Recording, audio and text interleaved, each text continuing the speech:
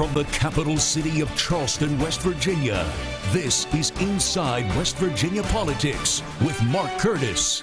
Inside West Virginia Politics is brought to you by AARP West Virginia, your ally for real possibilities in the Mountain State.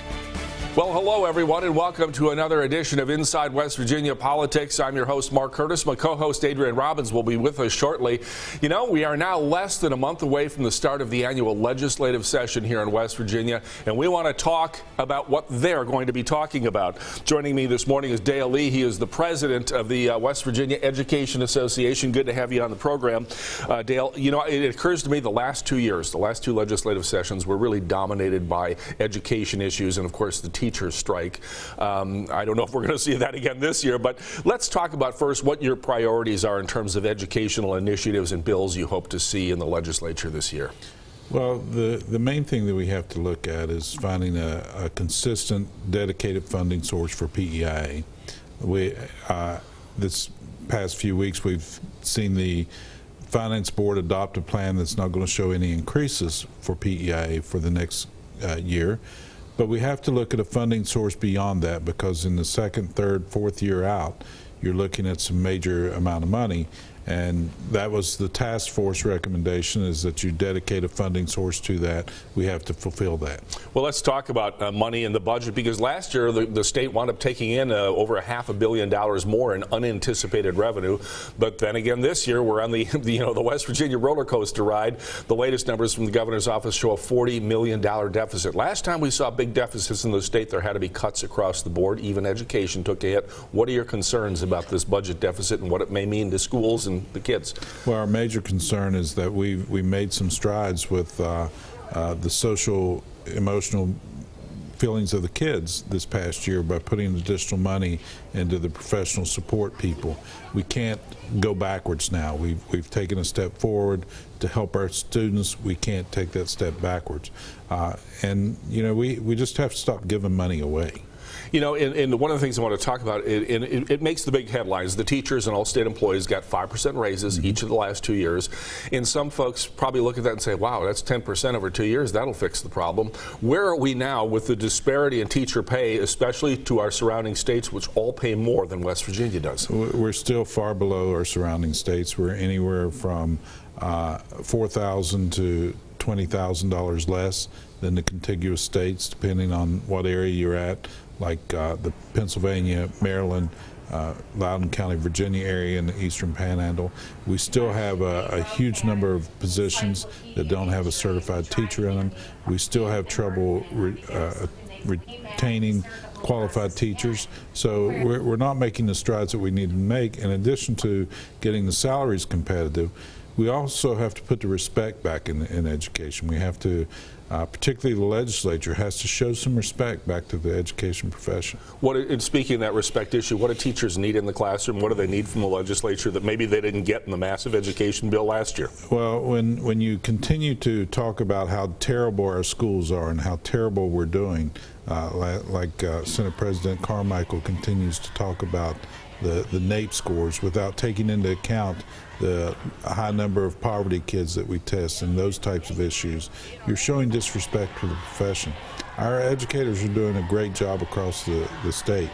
We need to help them along by looking at things like class size. We need to help them along by getting even more support for the professional support professionals with counseling and social workers and those types of things, nurses. One thing you and I talked about this week in a story was the Underwood Smith Scholarship Program, giving up to $10,000 a year for 4 years of college, grand total of $40,000. I listened in math class when I was in school. I know you're a math teacher. Right. And there are 25 scholarships available. That is designed to attract teachers from within West Virginia and from without. Is it good enough, or do we need more stuff like that? We need to continue that. We need to make that even more. And in addition to giving tuition waivers and things like that, we need to look at some living expenses for these kids. You have kids that, particularly in southern West Virginia, where they could want to go to college and they just can't afford even if you give them free tuition, they can't afford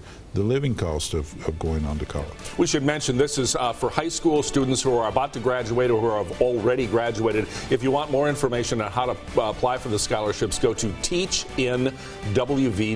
We want to thank Dale Lee, president of the West Virginia Education Association, for joining us. I promise as the session gets underway, we're going to have you back on the program, Dale. All right, thank you for having me. All right, thanks. And we will have more of Inside West Virginia Politics after this break. Now back to Inside West Virginia Politics with Mark Curtis. Welcome back to Inside West Virginia Politics. I'm Adrienne Robbins. We continue our discussion with some of the biggest advocates we're going to be seeing come January during the regular session. Joining me now is Andrew Snyder from Fairness West Virginia, Executive Director. Thank you so much for being here. Thank you. Thanks for having me. So let's talk about what's coming up in the regular session. Obviously, you guys have already begun working on some of the things that you would like to see run come this session. That's right. We have our hopes behind the Fairness Act this year. That is the bill that would ban discrimination in employment, housing, and public spaces on the basis of sexual orientation and gender identity. And this is not the first time you guys have tried to get support and run this bill, correct? That's true. This bill has been around for at least 2 decades, if not more. It's a sign that, you know, it's well beyond time that the West Virginia legislature take the action and get this bill passed, and let's, you know, move West Virginia forward in a way that, you know, brings business to our state, that keeps our young talented people here from leaving, and that, you know, makes West Virginia, all West Virginia residents, West Virginia citizens, protected and safe. And you were able to sit down with Senate President Mitch Carmichael, one of the biggest players who will be able to decide if this bill goes through or not. What were some of his concerns, and what did you have to say to him to ensure him that this bill is a good idea? Well, I think the Senate President has long been an opponent of discrimination. You know, LGBT discrimination particularly.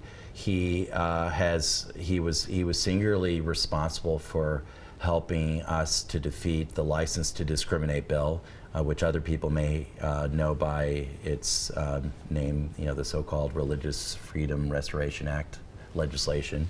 That was legislation that would have given any business owner the right to turn away people on the basis of their religious conviction, and particularly targeting LGBT people.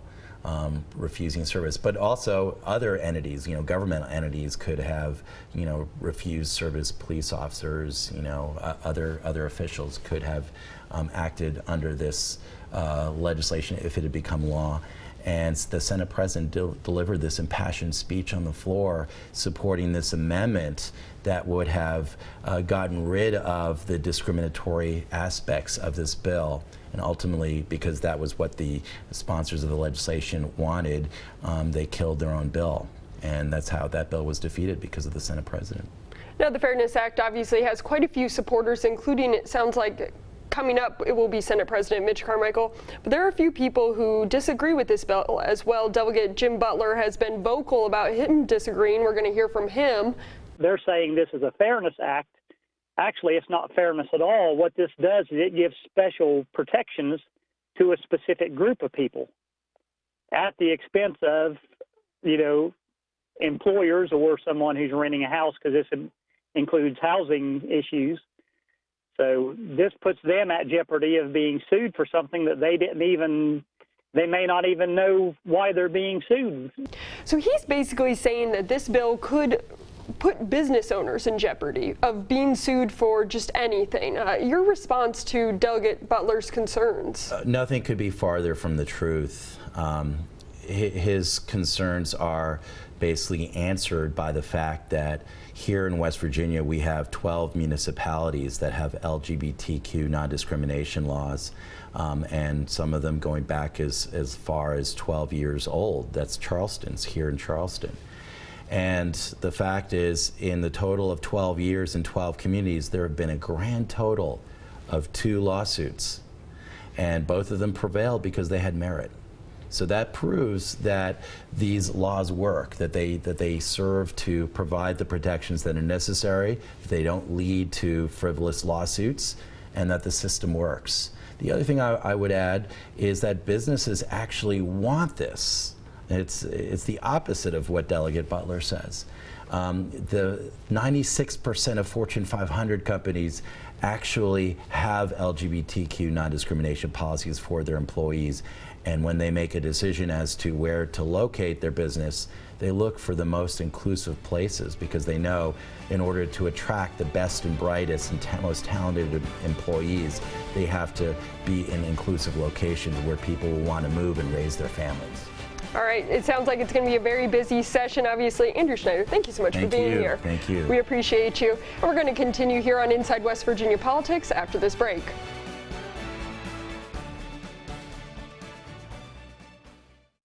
Now back to Inside West Virginia Politics with Mark Curtis. And welcome back to Inside West Virginia Politics. We are continuing our preview of the upcoming legislative session. Joining us right now is Seth DeStefano. He is with the West Virginia Center on Budget and Policy. Great to have you back on the program. Thanks for having me back, Mark. You're very welcome, and you guys always weigh in as we get to the legislature, and you'll be down there walking the halls every day.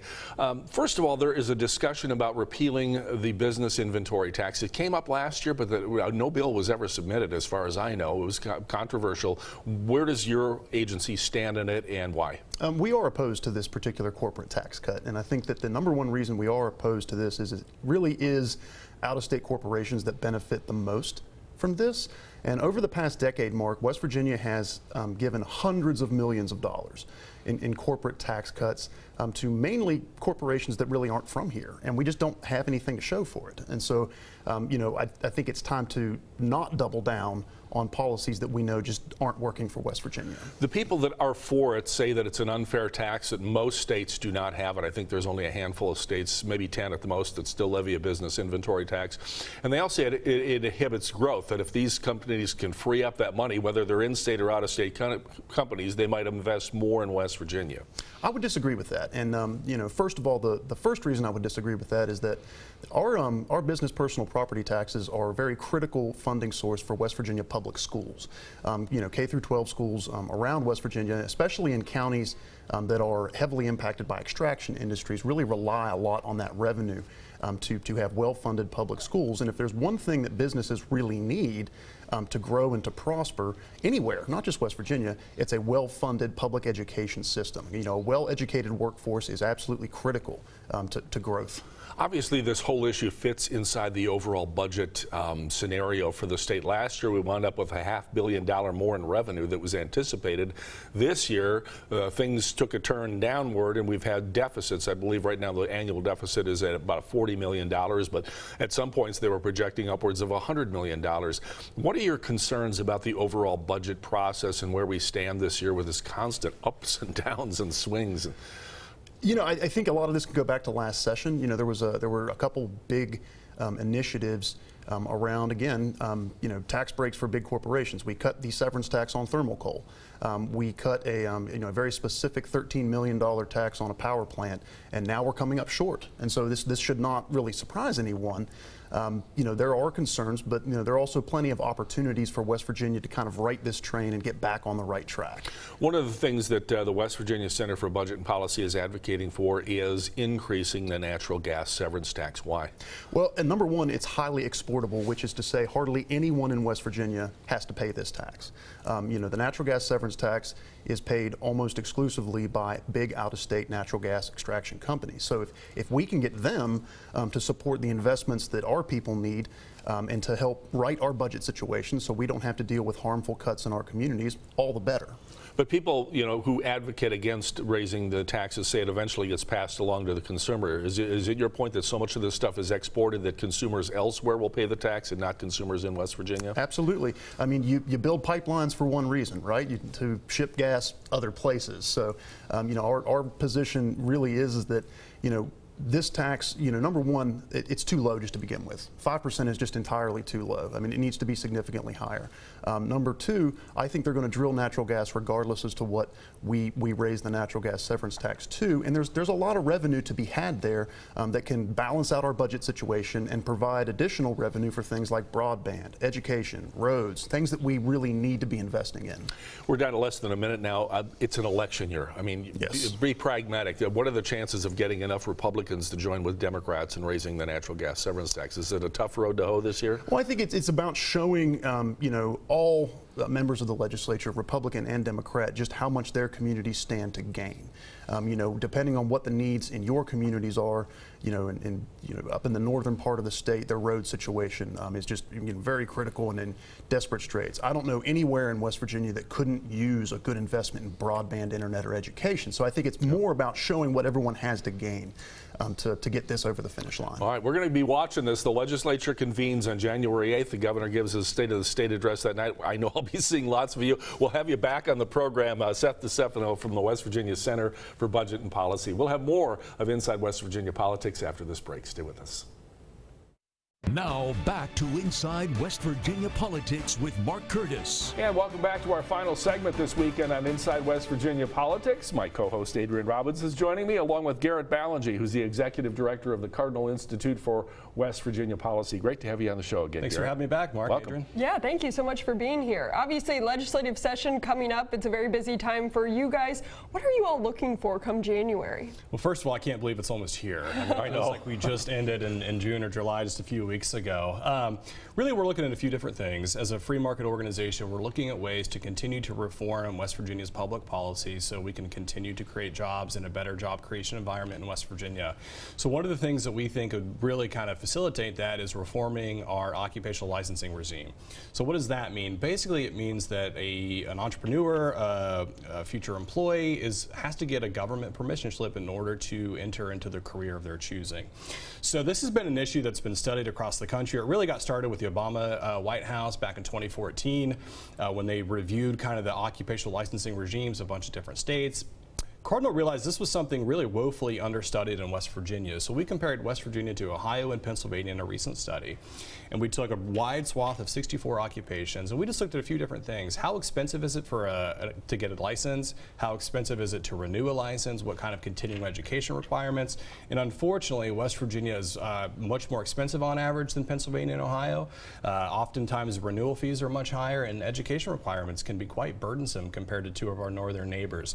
So we think that is something, if we can continue to reform that'll help move West Virginia forward in a positive direction. Also, it doesn't help to have those sorts of burdens put into place when we already have a labor force participation rate that is consistently the worst in the country. And so that's one thing in particular we're working on. Another thing people think is burdensome is the business inventory tax. There was a discussion about repealing it last year. We know it's coming up again. We just heard from the West Virginia Senate on Budget and Policy. They're dead set against us. Sure. You guys favor repealing the tax. Why? Oh, absolutely. It's a very inefficient way to raise revenue. If you look at a lot of the states that we compete against in the Mid-Atlantic region, many of them don't have an inventory tax. When you talk to folks that are looking at moving a business to West Virginia, they often point to the inventory tax as this is something that is an inhibition to creating jobs here. I've talked to a few folks in West Virginia, as a matter of fact, in Charleston right here, that have pointed to the inventory tax as a burden and a hurdle in their way of expanding. And so it's just an antiquated tax, and as I mentioned, it's just a very inefficient way to raise revenue for the state. Now, when you talk about repealing a tax, you may have a hard crowd out there this legislative session because they're talking already about budget cuts. Yeah. So when you talk about taking more money than away, how do you sell that to them? Well, I mean, any time that you are going to repeal a tax, it has to be done so responsibly, right? Obviously, whenever you have a tax, you have a revenue stream built in. There are programs that are attached to that. So obviously, we would advocate for removing it in a responsible way. And so that goes for any sort of tax. We're big fans of potentially getting rid of the income tax, and that's something that we would have to do over the long term. But I think whenever you sit there and you set a goal, we're going to remove something that sends a signal to investors, to folks that create jobs, and say, hey, West Virginia is no longer kind of an anti-business state. We're doing things to move the state forward in a positive direction. I think the inventory tax is a really good way of doing that. The other thing that you guys differ wildly with West Virginia Center on Budget and Policy is it is advocating for an increase in the natural gas severance tax. Why do you oppose that? Well, nothing that West Virginia does is done in a vacuum. And so when you look at natural gas from a competitive standpoint, our surrounding surrounding states have natural gas reserves. If I'm not mistaken, they're all either lower than our natural gas severance tax, or they don't have one at all. And so in the short term, would it be a revenue raiser? Yeah, it probably would be. In the long run, would it really hamper our natural gas industry? There's no doubt in my mind. And so whenever you're looking at creating a better environment, you have to look from a long-term perspective. And if you do that, contrary to what we just said, you're sending a signal that this is an anti-business state. And as I mentioned, you're putting the state in a long-run disadvantage competitively. So 1 minute left. Quickly, I'd like to just touch on, obviously last year, education was the big issue. Yeah. I've heard differing delegates say that we need to revisit education, we didn't do enough, or we need to do things differently, and other delegates say, we've already done it, we need to move on and move to other issues. Obviously, education was something that your organization was a big speaker for. What are your thoughts on that coming up? Well, I don't think we didn't go nearly far enough. We were big fans of the initial idea, which is unlimited charter schools, ESAs. I think anything that we can do to open up West Virginia's education system and allow families the ability to choose where they send their child for an education is a good idea. So I understand the art of political compromise. We applaud them for trying something bold, but I think we absolutely cannot rest on our laurels as the final bill ended. All right. Well, let's have you back midway through session, get a progress report. Garrett Ballingy, Executive Director of the Cardinal Institute for Policy in West Virginia. I'll get it right one of these days. Thank you for watching Inside West Virginia Politics this week, and don't forget to download us from your favorite podcast location.